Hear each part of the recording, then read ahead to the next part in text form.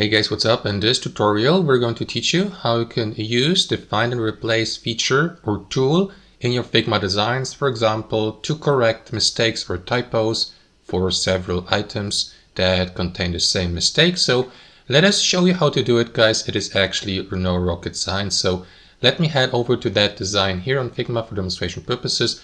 And let me zoom into that text box here and add a typo just for the sake of this tutorial. So let me add, for example, a second T here, just like that. Let's assume I made a typo here. So guys, to use the find and replace feature, all you will need to do is simply use the shortcut Control F on your keyboard. So let me do that really quickly. Or Command F if you're using a Mac.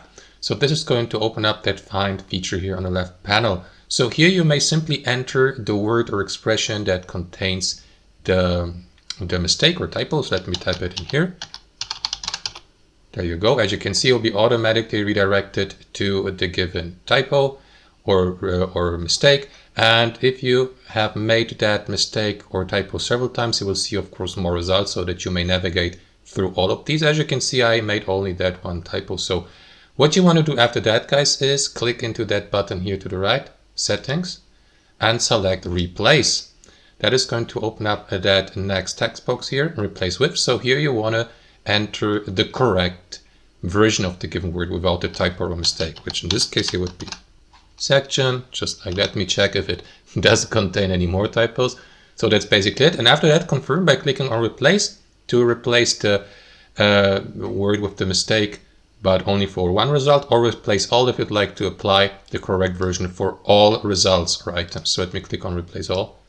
And there you go. As you can see, the typo has been successfully removed.